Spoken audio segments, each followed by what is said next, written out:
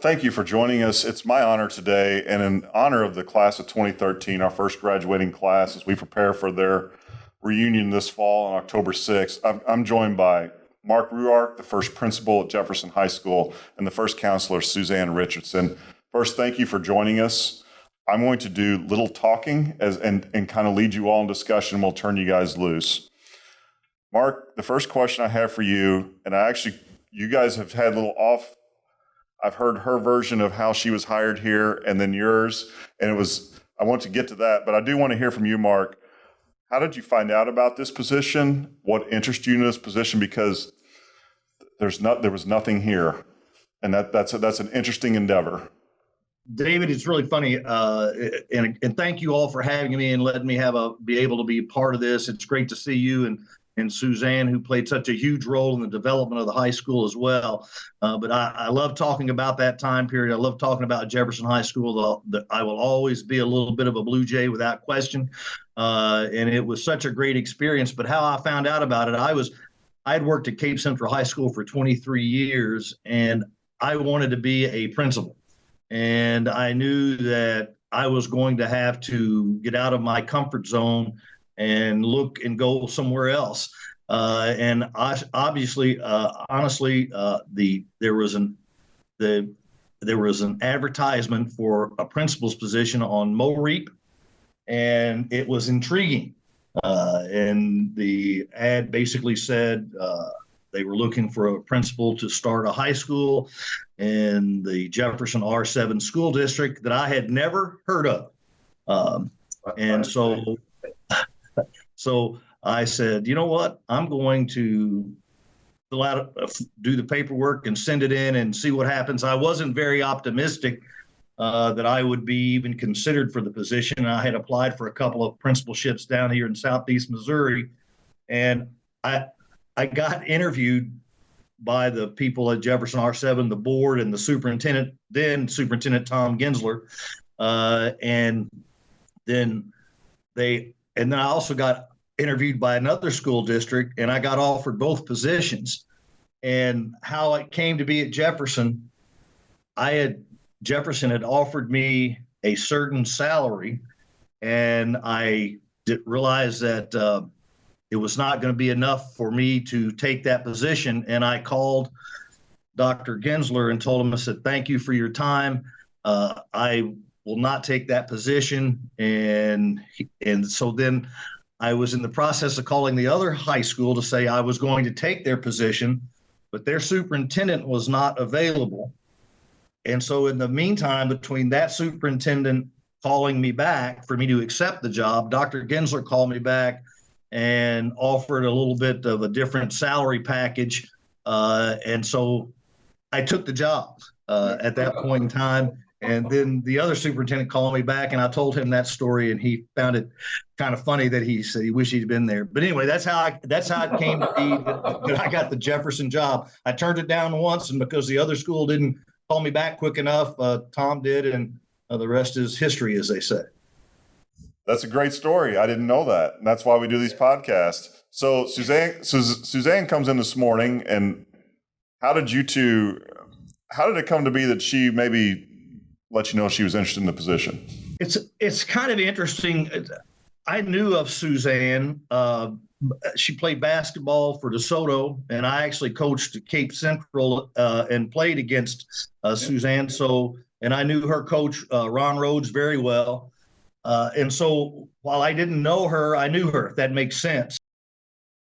And then I have, over the years, presented at the Missouri School Counselors Association fall conference. And I was presenting in November of 2008. And that was the year I just started my first year now I just want you to imagine this. You all are all lifelong educators. My first year as principal at Jefferson, I had no teachers, I had no parents, I had no students. Best year I ever had in education. No, I'm just kidding. Totally kidding. No, there was a lot of parent involvement as we were starting that high school, without question. But anyway, I was at that conference, and Suzanne was there, and I think she actually came came to my presentation, but she was really just trying to suck up to me, I guess, to get the job. But she told me after that, she said, I'm going to be your counselor. And I just laughed. I thought it was funny. And I said, well, we're going to start that process, I think, after the first of the year when we started hiring. But I did know that the first position I wanted to, well, it was actually the second position I felt. The first position we filled was hiring Darla Clinton as the administrative assistant to me. And that happened almost immediately when I took the job. But I knew the first academic position I wanted to fill was the counselor, because I wanted the counselor to be part of the hiring of the staff and creating the culture that became the Blue Jay way. So, yeah, Mark, you and I both know the importance of having a great high school counselor or a counseling department, depending on size of the high school. I've been so blessed during my career. So Suzanne is here. Thank you for joining us. Sure.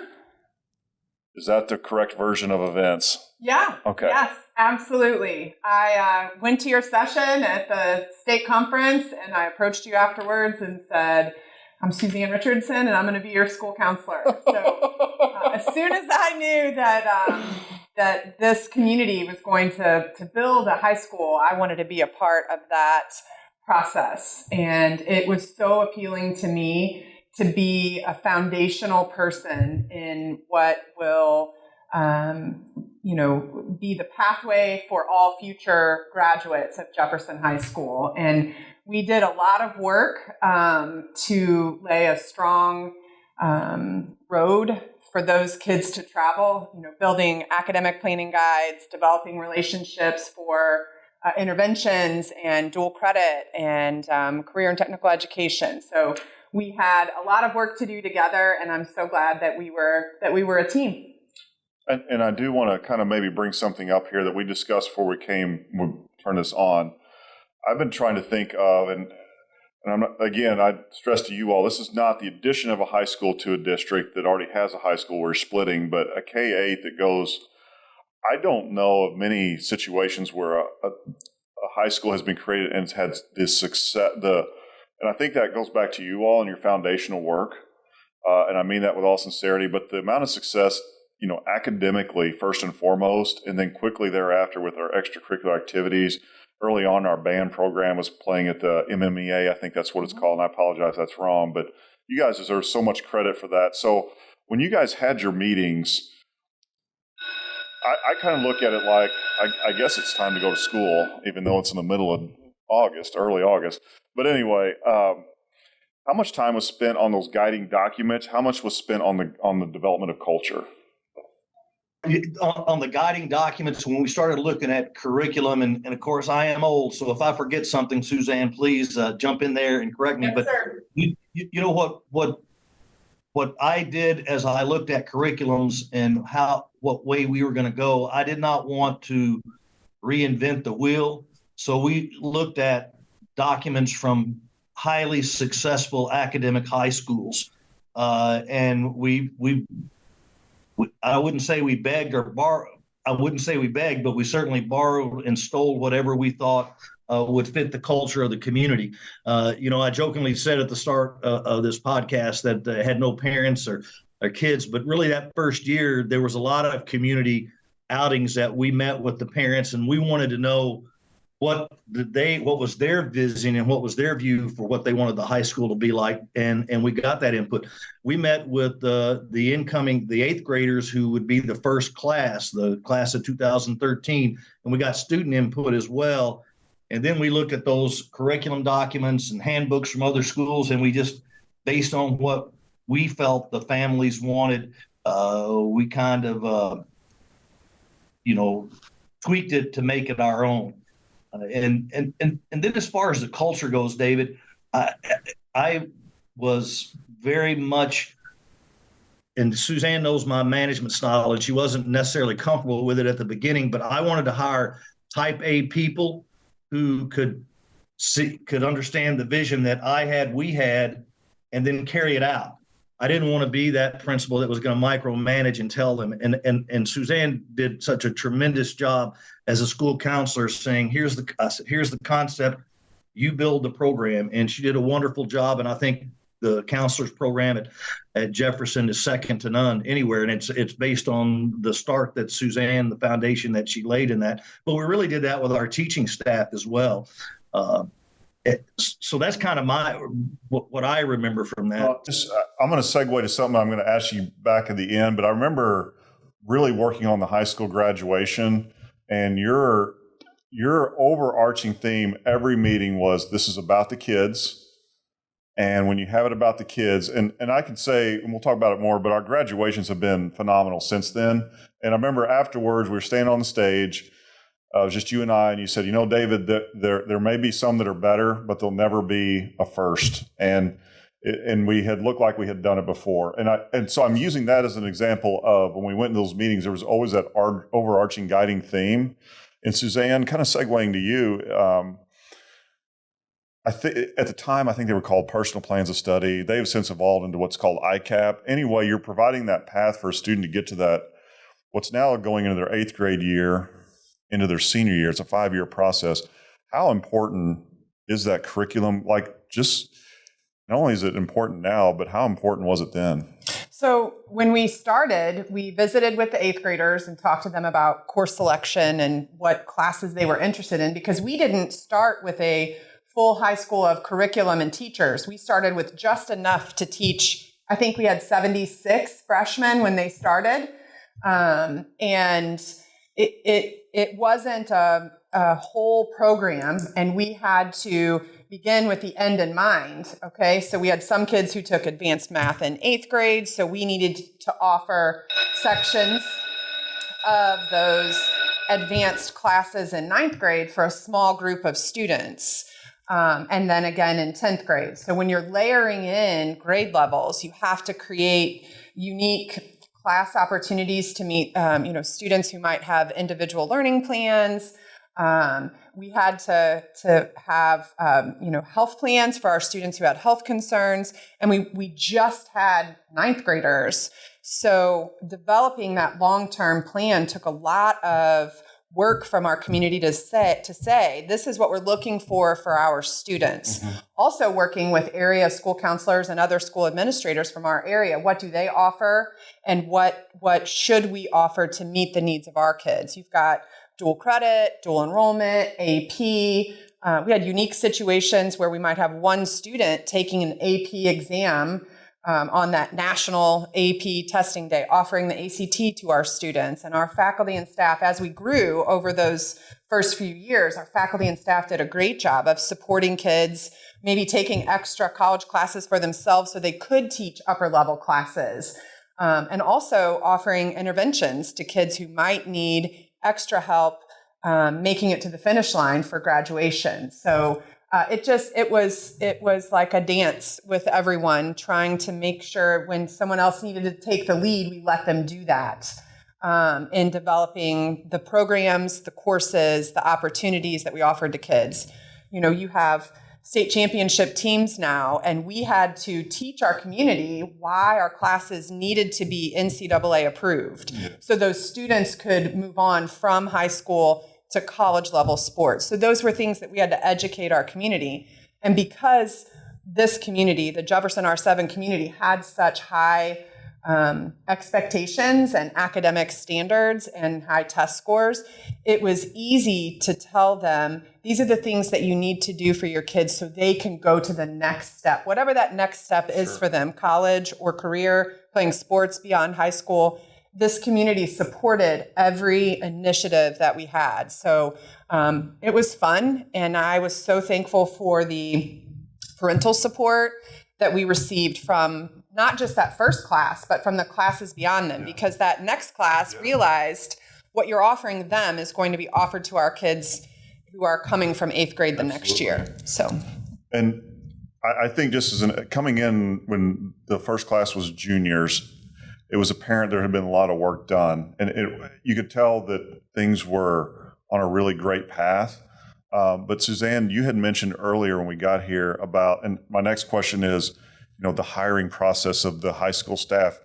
You had mentioned two things. Number one, you just didn't hire a high school staff. Mm-hmm. You were, and the second part of that is you were very much intertwined into what was going on in the district and you had a lot of shared teachers. So Mark, I don't know who wants to take this, but how did that process, when you started looking at it, how did you begin to hire the staff? One more thing I want to add, Haley Brumley met with our PTO group in the spring and our Blue Jay Foundation. She was talking about that first year, and it was just really neat to hear. There's 4 teachers on the bottom floor. Half the building wasn't used. It was just a whole different world and a whole other discussion, but it did kind of speak to me like, my goodness, there were teachers that didn't exist, like classes that didn't even exist that first year. So how did that hiring process work? Well, David, let me talk just a little bit about that first year and talking about not using the whole half the building. The gym wasn't even completed. So when we started school that year, our first sport was basically volleyball, and they played at Danby because the gym was not completed. And so we had to deal with that part of the process as we were trying to get things to do. And it was a unique situation, having 76 kids in a building that was built for 400 students and having a limited number of teachers.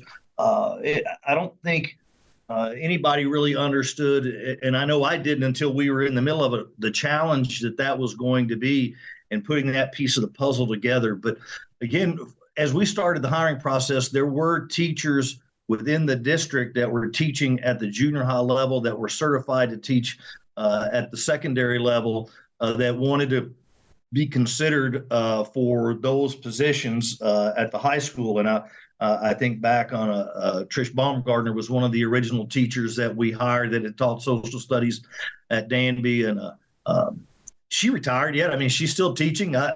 She just retired, Mark, and she had some property through her family in South Carolina. She's actually taken a teaching position in South Carolina. Oh, well, good for her. I knew she had to be close to.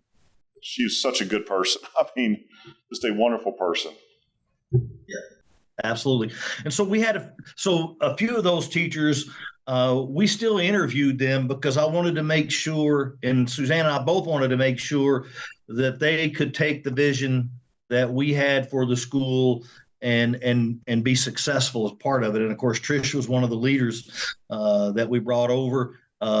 Kristen Wilkie, I think, was another one that was at the junior high that came over. And of course, she really was responsible for getting our business department and our student council to be a successful organization. And I know that that's still a big organization at Jefferson. And I think the other teacher we brought from the junior high was in language arts, which was Jerry Ann Wallace. I believe that was the 3 that moved over from the junior high initially. Correct me if I'm wrong, but and then I know we hired, math was one of our key positions, and we brought in Carl Schiniger, who's now the principal at Festus, but he was the father of our math department, really, and he really, again, was another one of those teachers that that had that vision and could carry out what we wanted. And I know all these names are coming back, but then we also had to one of the things that the parents wanted to do, and this was a tricky part too, David, is the biggest thing that we heard when we go out and talk to parents is they wanted a school that was going to be strong academically, but the extracurricular program was critical as well. And we had to hire coaches, and we had to hire coaches that would be good teachers because, as you well know, that we pay them the most to teach, and the coaching is secondary. But for a lot of coaches, coaching is the primary. And we had to find people who fit that, and to be able to hire when you have 76 students to try to fill a coaching staff, or in music as well, we had to find obviously, our band guy. He did a tremendous job getting our music program going, but then we had to find somebody to do the vocal part of it. And so, again, David, I think what I was looking for were people who, again, had the initiative to be independent and successful within a team, if that makes sense. It does. Suzanne, anything to add to that? I just think that, when creating our bell schedule and what is offered each hour, having those teachers who were tied to DMB for different times created an interesting way of building the schedule. Yeah. And then the next year we were still sharing teachers, but offering twice as much at the high school. So just building that shell for the bell schedule and lunches and, how do all those procedures work? We started with just an idea. It wasn't, you weren't going into a place where you knew what time you ate lunch and what first lunch looked like compared to second lunch. You were building it live and in real time. And it was hard work, but it was good work and it was fun.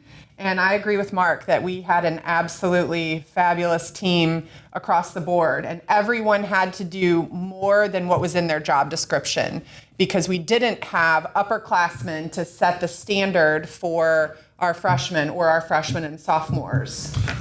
David, here was the other thing that it strikes me. Like we had to hire a Spanish. We were going to offer foreign language. We had to hire a Spanish teacher, but we didn't have 6 periods of Spanish to offer. And so that was the other catch, was what were we going to have these people do? And we certainly couldn't we weren't going to be able to hire the type of staff we wanted to hire and say, hey, we got a bunch of part-time teaching positions. Right. And so I do go back and very thankful for the leadership that Tom Gensler and the Board of Education showed in realizing, basically giving us the ability to go hire a full-time teacher that first year or two, even though they probably weren't going to be teaching a full load. And that was necessary for us to be able to hire the quality of staff that we hired. I think, Coach Nagel, who came in and did a tremendous job starting our volleyball program. And we would have never been able to hire her away had I said, hey, it's a part-time PE teaching position. Come be our volleyball coach. And so that type of support from the community and the board and the superintendent was necessary for us to be successful. Like I said, by the time I got there when they were juniors, we had 3 classes in. You could still see remnants of that in the schedule, or maybe a teacher wasn't teaching a full day. But it was kind of neat, kind of look back the year prior and then the following year, how all those slots kind of filled up. So I bet you that just to be on your side of it from ground zero all the way through had to be neat, just to kind of see those boxes just keep filling in. It really was. It was so surreal with that first class, with being in the big building and having the kids there and the teachers there. But man, just I think back on the team work, everybody seemed to pitch in, and Suzanne alluded to that as well, and work together and say, what can we do to make it a better place? What do we need to do? And they did it, and it worked. It really is. I think back on it. We had a lot of works and a lot of headaches and a lot of bumps in the road, but I don't think without the people we had, and again, a credit to Suzanne, that Suzanne and I had we would get behind closed doors and she would say, I think we need to do it this way. And I'd say, I think we need to do it that way. And sometimes she would win and sometimes I would win.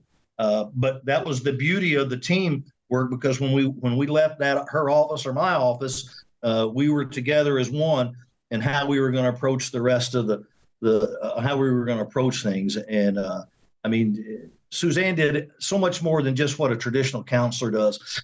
She really initiated the student-led conference concept that was tremendously successful when we'd have 100%. The first year we did it, we had 100% attendance by our parents. And then Suzanne was leading cheers, bringing about the school spirit.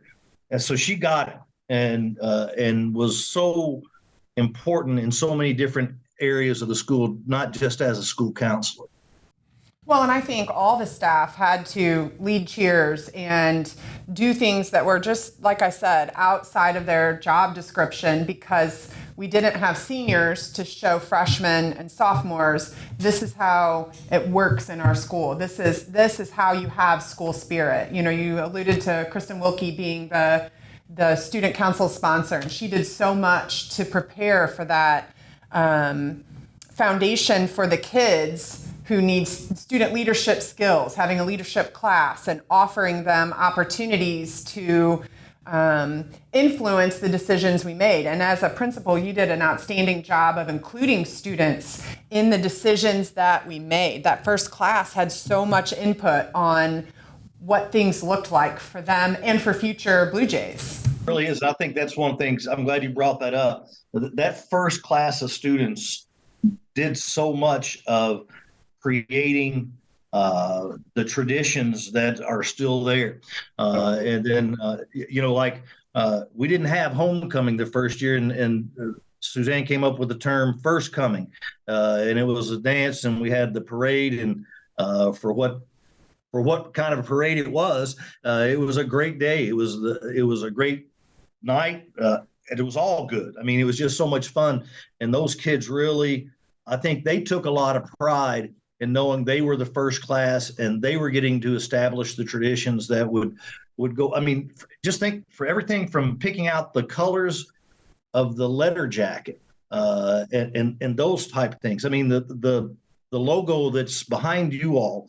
That was a discussion that students were involved in, the board was involved in, and not many schools get to come up with a protected logo like Jefferson Blue Jays have, and it was only because of the way the whole school was started and how we went about creating those traditions.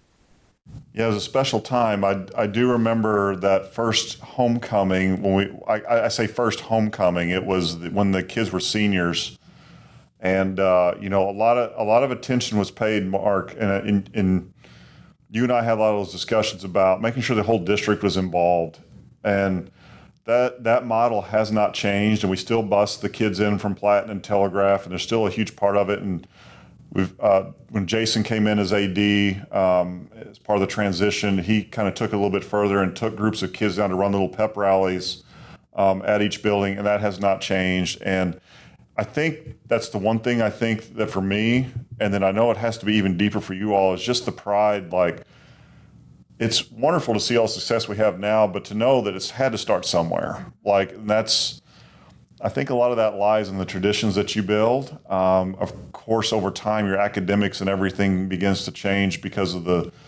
society changes and there's different needs. But to lay that mindset that we're going to take advantage of what we have in front of us, those high standards, had to start early. And I really, really think it was a huge deal what you all did. So like everything else you do in life, Mr. Ruark, Mr. Richardson, there's just some growth. So we're doing this video podcast for the first time, and so we're kind of picking up where we had to kind of cut off. So we'll try to pick up the momentum that we had. This has been an absolute pleasure. Mark, I do want to start with probably, I'm going to say one of the great decisions that was made early on was to do the magna cum sum and not do the valedictorian. And I know you probably took it on the chin, but it's amazing how many schools have reached out to us since then. And even within the last week, I've gotten a text about how we've done it. And I'm going to get to the question about the decision, but I will just tell you that having been in the building I was in the building for 12 years. The amount of, the less stress, and the kids were able just to turn it loose and take the classes they wanted and weren't playing the numbers game of needing points there. And plus, the other part of that most people don't realize, we were non-weighted. So colleges don't care about your weighted grades. They want them stripped out anyway. So why are we doing the weighted grades? I guess, I don't know. As I've gotten farther in education, why was that ever a deal? But those two decisions, Mark, if you would start that discussion of no val sal, and maybe the weighted grades. I think back on that, and that was kind of a plan that we had all along, not to do a val sal, and really part of the motivation was, as an administrator in a large high school, I had watched the games that kids and parents played, the pressure that certain students put on them, and my philosophy has always been, if you have great academic kids, why not recognize as many as you can? And so I've always been in favor of the cum laude recognition system because it recognizes all the great kids and not just one or two kids. And Jefferson was the perfect place to do that because, again, that class of 2013 was a strong academic class.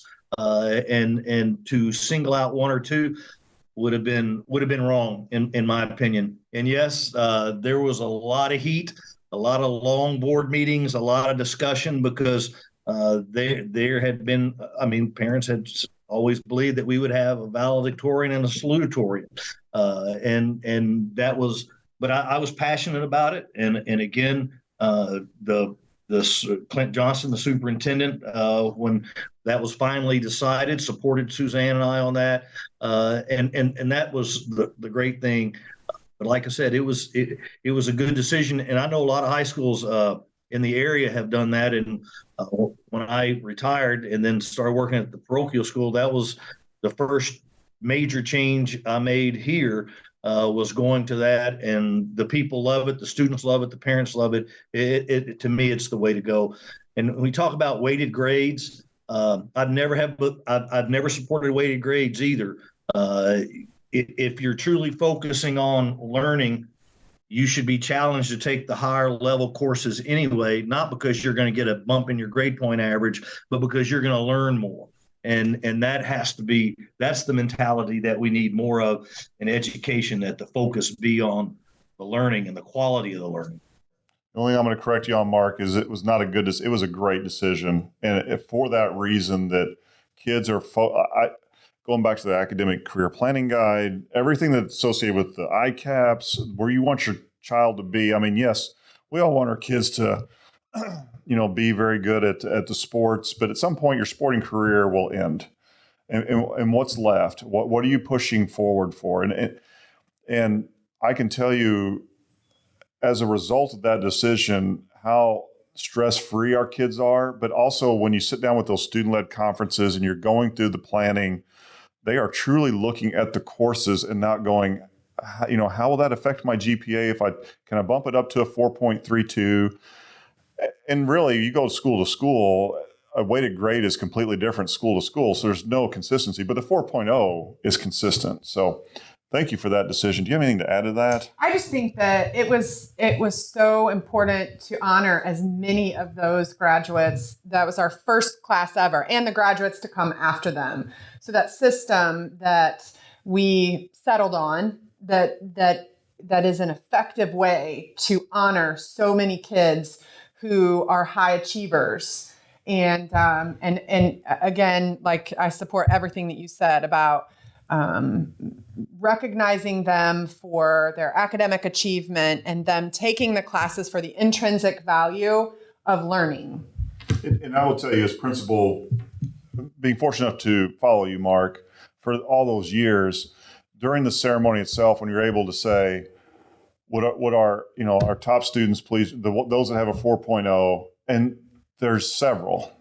Every year there was, and then a student who does want to go the ATS and go a career path there can be recognized because they're really good at that field, can be recognized just like somebody who might be become a doctor at some point or want to be an attorney and have taken a different course load. But both were very good at what they did, and they get that equal recognition. So thank you for that decision. We're going to continue with the thought on recognition, the graduation ceremony, but it's more than that, as Ms. Richardson has pointed out. Ms. Richardson, let's start with senior awards. Mm-hmm. But honestly, it still looks the same. Just developing an opportunity to recognize kids for their academic and personal and social achievements in high school. That was the first time that we presented that to our community. And many of our families had kids who went to other high schools that had older children that had gone to area high schools. So there was an expectation of how much scholarship money did they earn, and how many students are going to a four-year college, and how many students are going into the workforce, how many are going into the military, our kids who committed to the military. So that was a great event to celebrate that first class, and it's great that it still looks similar. Still the same. It's very much the same. And I think the way that was handled, To kind of segue, Mark, into that discussion of, and again, I have the advantage of seeing everything that happened since. And I'm going to go back to the discussion I had earlier. When we started to set up the graduation ceremony, that mindset that it was about the student.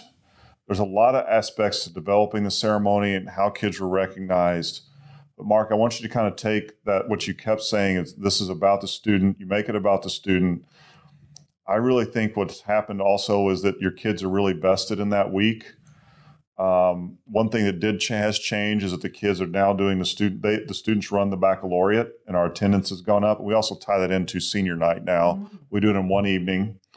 But Mark, start with the student speaker selection. That was a big decision early on, and again, not having that Val and Sal, those kind of anointed speakers. What did you come up with? We still use. Well, David, you hit the nail on the head when you said the focus was that it would be the students' graduation, and I think that's Suzanne and I shared that philosophy. And I know as we all talked, and I mean, we started meeting on a regular basis, planning graduation. If I remember, even back into their junior year when we really started laying out what the senior year was going to look like and how we were going to bring graduation together. And I was so thankful that David, you were on board and Suzanne was on board, and that we all wanted it to be the students' graduation. And the students, what better part of graduation than to have a classmate be the speaker and talk about what their high school years have meant to them. That's much more relatable than bringing some old guy who may have done something 50 years ago, and we want to recognize him and make him a graduation speaker. Nothing wrong with that part of it, but that's not always very relatable to kids. And I wanted the kids to have input on who their class speaker was, and I wanted it to be a fellow student. And that was one of the things that there's. I'm not one of those people that have few non-negotiables, but that was a non-negotiable for me. I wanted there to be a student speaker, and I'm glad that tradition has continued on. Again, I just think it's one of the best things about it. And I tell people, and I know you all probably remember hearing me, my staff here gets tired of hearing me say it. I've always said you can screw up a lot of things as a high school principal, but you cannot screw up graduation. And that was one of the things that I wanted to make sure that we didn't screw it up, that first graduation. And I don't know in my educational career when that graduation ceremony was over in 2013 that I have been more proud of a staff and how we brought all that together, because that was an amazing graduation ceremony. If you remember, the governor came down for our initial graduation, which was a neat thing too. But again, I wanted the focus to be on the kids, and that's where it should be, because they're the ones who are earning the diploma. I'm getting ready to start my 42nd year in education, so I've been to a lot of graduations, but it should always be about the kids. I think that you touched on something really important, Ruarchisms. And one that I want to bring up at this time is something that you said to me a very long time ago, that our focus is always on building and sustaining caring relationships. And that, I think, was the philosophy in everything that you did. And like you alluded to earlier, we would have very good discussions. We never had arguments because it was about what was right, not who was right, and healthy discussions. And then eventually it was the three of us having healthy discussions about what was right, and not who was right. But everything that you did was about building and sustaining caring relationships. And that is, you're in year 42, you said, I'm in year 26. That is still with me from day one of us working together. And I think that foundation is what made everything successful that we did, because you were trying to gather information and make the best decision based on relationships with kids, teachers, the community, the school board, parents, all of those key stakeholders. And that was critical in everything that we did. Yeah, Mark, and I would segue off that as well and say that I don't really remember I don't really remember heated meetings between us. I think we were passionate at times, but I always felt like at the end goal was, what was best. And there were times we would step away, and not that we were even upset. Like, okay, we're not getting anywhere right now. Let's come back to it. I think as school leaders, we were just reflective. Yeah. We would have discussions and be reflective about it and come back to make decisions together. No one stood on an island and made a declaration that this is the way that it's going to be. And that's attributed to your leadership of wanting input from other opinions and other people in the school. And not just us, but teachers, parents, students. So much of what we did took input from all of those groups, and you were like a conductor orchestrating all of that with us and listening and being reflective. And it was such a great experience for us as adults. And, I'm excited to hear from the kids 10 years later. Yeah, I'm looking forward to that. Mark, I can tell you as part of my transition, handing it over to Mr. Rugley, how many things that I made very clear, because I had just printed off a whole binder and created all kind of probably overwhelmed him, but there were certain things like the student speaker thing, for example, why we do this at graduation. And he gets it, but I could just hear your voice in those meetings when it was just he and I, and he is an R-VII 8th grade graduate and then went to Herky, but he understands this district. Did a great job running off the graduation this year, but I think that spirit still lives a lot, not just in the graduation ceremony, but even a decision I made a couple of years later. We got rid of in-school suspension, just that it's about kids, it's about doing what's best for them. And that was Annie Graff and I spent a lot of time on that. And that was a hard decision. And that first year, there were a couple of nights I woke up thinking, what have I done? But when you look at the results of that later, it's been phenomenal. I think a lot of that stems from meetings that we've had. Mark, you and I have a lot of similar influences in our profession. I don't know. It's been a great process. Anything else on the graduation ceremony? No, and thank you all both for the kind words.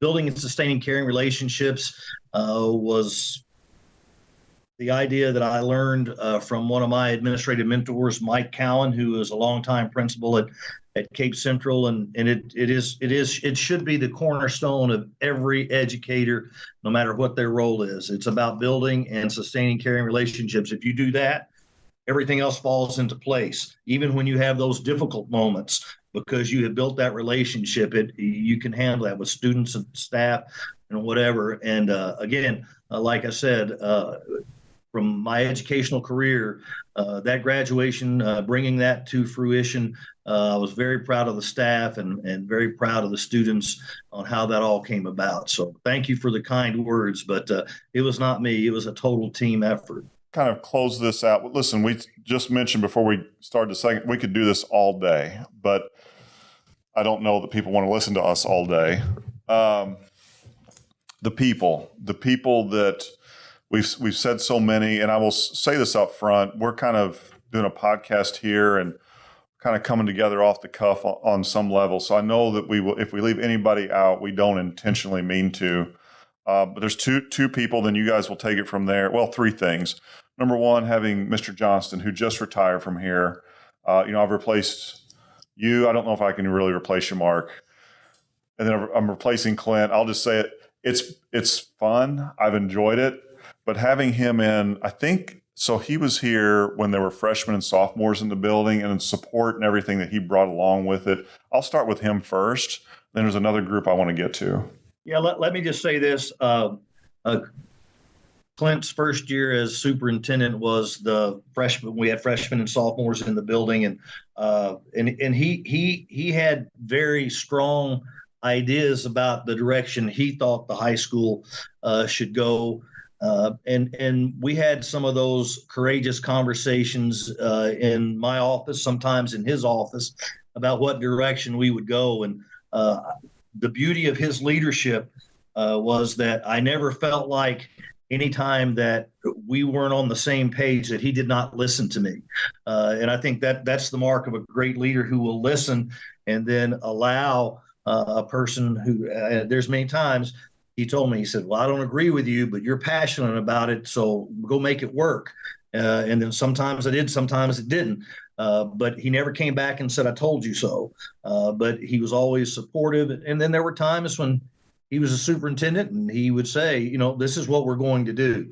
And I accepted that as well. Clint took, I really believe this as I look back on his successful career. When he came into the R-VII school district, there were some issues, and primarily the financial impact of building the high school and starting that, and his work in the finance area really took the district in a whole new level. But he also did that too at the high school. He was proud of the high school, and he wanted excellence, and he further pushed that tradition. So Clint's impact, even though he wasn't here in the very beginning, his impact on the success of the high school is clear, and deserves credit for that as well. And I think that he did a great job of helping us as school counselors. The needs of kids in grades 9, 10, 11, and 12 are very different than the needs of kids K-8. Mm-hmm. And he did a great job of helping me develop a district program where what we're doing in elementary supported what we wanted for our kids when they graduated. So he provided great support for the school counseling program in that development of, personal, social, academic, and career development that kids need on that secondary level. So, no, I say that I wanted to bring. We did our first podcast with Clint, so if you haven't seen that, I'd go back to that. He goes into a lot of depth about this, and that's to anybody listening. Second group of people, before I turn it over to you all, is Larry and Debbie Blaha. Just a unique group, passion, but just a different. It was just so different. I didn't feel like there was any expectation for anything in return on their end. They just enjoyed doing it. Larry and Debbie were two of the favorite people. I developed a lot of lifelong relationships, and I want to talk about that sometime, but before this podcast is over. But Larry was one of the first community members to come and meet with me on a regular basis. He was so passionate about the high school and it being successful. And he would drop by my little classroom office, and when just Darla and I were in, every now and then he would talk. But he also became a great sounding board for me, because I was that first year, especially when we were in the planning phases, and I didn't know the community and I didn't know the people. And there were times I probably didn't interact with some people the way that I should. And Larry was a great sounding board to help me get to know how to relate to some of the people. And he would come in and say, "Hey, this person's a really good guy." He said, "Just give him a chance, and talk." And that was a type of relationship I had with Larry.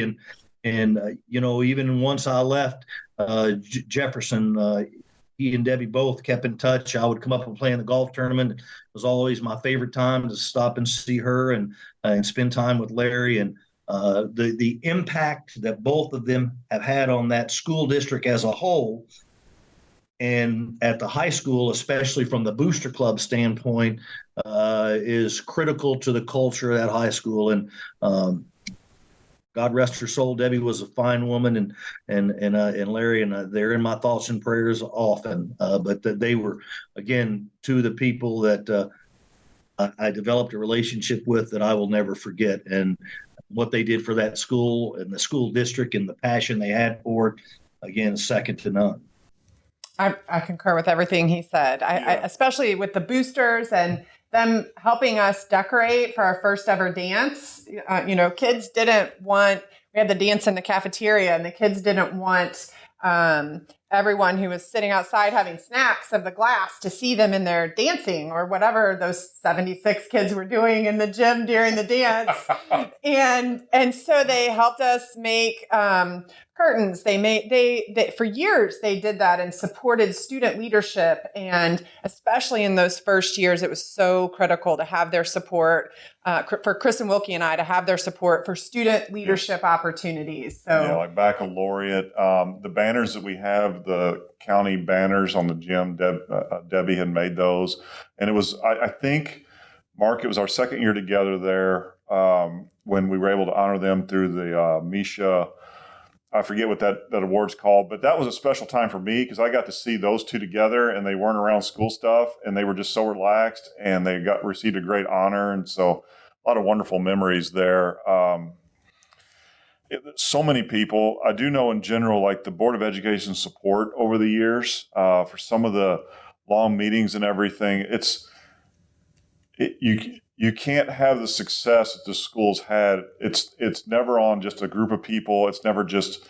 It has to go top to bottom, and the Board of Education support just from an outside. And that's, I think, another thing needs to be noted. The three of us really had no Jefferson ties. You were probably as close being at DeSoto. I had no idea Jefferson exists. I'm down in North County as an AD. I think it was this year when there were sophomores in the building, and I was like, "Who's North County? They won or I'm sorry, who's Jefferson? They're one in a girls' Where's Jefferson?" And I'm guessing just by your answer earlier, you're kind of like, "Where is Jefferson?" And it's a great place. I'm telling you, it's a great place. People know now. They don't have to ask. People know. That is correct. I will say this. We put Jefferson on the map. Nobody asks that question now. I'll guarantee you. Absolutely. But anything with the board, Mark, early on, I know, you have a group of people and sometimes there's a little bit of changeover, but I would say as a whole, all the way through, there's been a lot of support for the kids from our Board of Education. Absolutely. There were differences of opinion with the board, but the one commonality that I saw with all the board members that I worked with at Jefferson was their focus truly was on what was best for kids and building those relationships. And they wanted their passion came from wanting their kids to have a great high school experience. And we couldn't always agree on what that was going to look like. But I always respected the fact that even when I disagreed with the direction that the board wanted to go, that they were going in that direction for the right reason. That they were wanting to create a great experience, high school experience for all the students. And again, as we sit here as in 2023, after the school opened in 2009, I think the boards and all those people who served on the boards over the years can be proud of the impact that they had because they have created a high school that is focused on kids and does best for kids.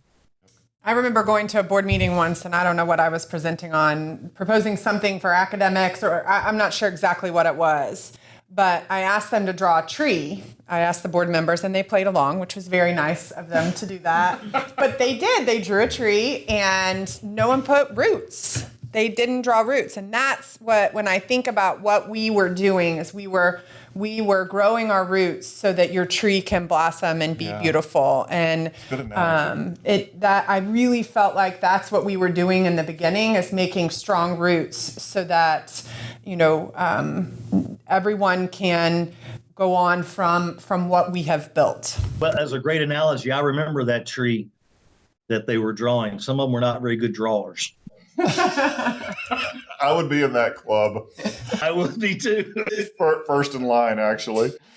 Mark, anything else that just kind of sticks out that you want to share? I mean, David, as you said earlier, I talk about Jefferson here all the time, and I think about it, and I could talk all day because every time Suzanne mentions something or you mention something, something else pops into my head. So I know we can't go all day on this, but I think back about the staff, and I look at where some of the staff, a credit to the culture of that school is I look at how many people have left Jefferson and gone on to successful leadership positions elsewhere. I mean, Suzanne's career has been remarkable since she left Jefferson. She was a remarkable counselor, but I think a lot of her growth was because and her leadership qualities were part of the experience of being here at Jefferson and being part of that moving on. David, you came in and now you're the superintendent of the school district. Carl Scheniger, another member of the original staff, is a high school principal. Derek Scroggins and his wife, Amy, Derek, who was the first football coach, they're both principals now in the western part of Missouri. And I'm probably forgetting some, but I mean, how many schools could have a staff that all went out and are so successful and took leadership positions elsewhere? I think that goes back to the culture and the hard work and the staff being together as a team, making all that happen. in the beginning, and it was a remarkable time for me, professionally and personally. I think there are so many relationships that I have now. David, you and I go back a long, long way. Yes, we do. Because as most people may not know, David's dad hired me for my first coaching position, and I would not have got the teaching position had it not been for the coaching position. And I played ball with David in the yard when he was 6 or 7 years old, and I have such a Watch the A-team every Tuesday. team every Tuesday. But yeah, that was a great memories. But I just the lifelong relationships like Suzanne, we still are in touch and text on a regular basis, and I go back through the whole list, the staff, and we communicate on Facebook and stay in touch on their lives. And the fact that they still want to include this old guy, I really appreciate that. But I made so many lifelong friendships. The Drew Knoll, who was a longtime board president and had 3 kids graduate from Jefferson, to still have that relationship with several of the board members and people I worked with. I can't even put into words how much all of that means to me, and having been a part of all of that. So, again, I could talk all about it. I think about the days of the team. I remember going to one community gathering and one very vocal parent who had a kid that was a good athlete. And that parent was telling me, how are you going to make this work? I don't see how our kids are not going to suffer. We're not going to get scholarships and all of these things. And then during the senior year, that parent came up to me and says, I don't know how you did it, but you did it. He said, this has been the best experience ever. And I think that was the feeling of a lot of people. They didn't know how it was going to go, but because we had a great team that worked together, it was better than expected.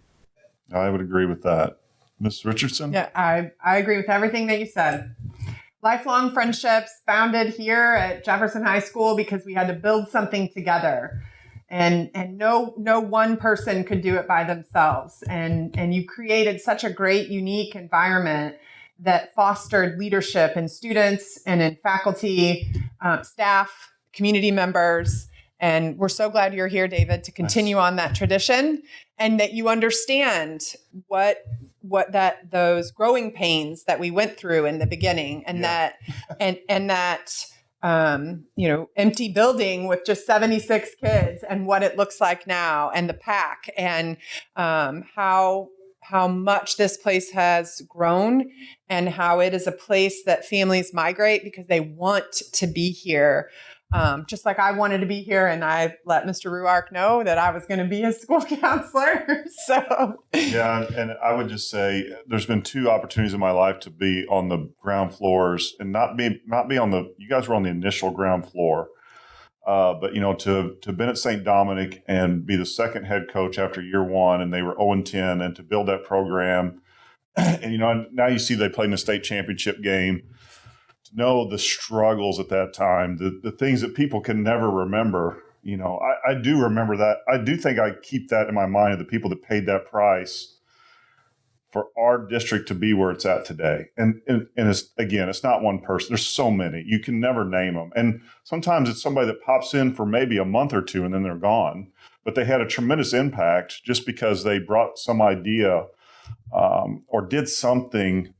And then there's the people like the Blahaus who were just committed every day of their lives to it. It's such a wide variety of people, but we could do this all day. And we may have to pick up another segment at some point. Suzanne and I talked about that while we took a break there, Mark. So I totally would be all in favor of that, David. Again, there are so many things. And the day I submitted my retirement papers to the board, and this is another Ruarkism. My assistant principal laughed when you said that, Suzanne, because she hears them all the time. But my dad told me once that nobody wants to know the storms you encountered. They just want to know if you brought the ship in.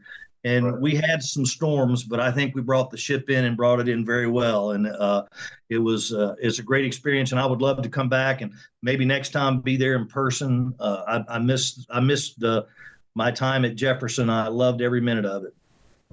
Thank you guys so much for joining us today. It's been a real honor. And I hope that people who watch this know there's so many more layers to this story. And we're going to try to bring some of the graduates in and do one of these. But I think there's some more potential here. This has been a great discussion this morning.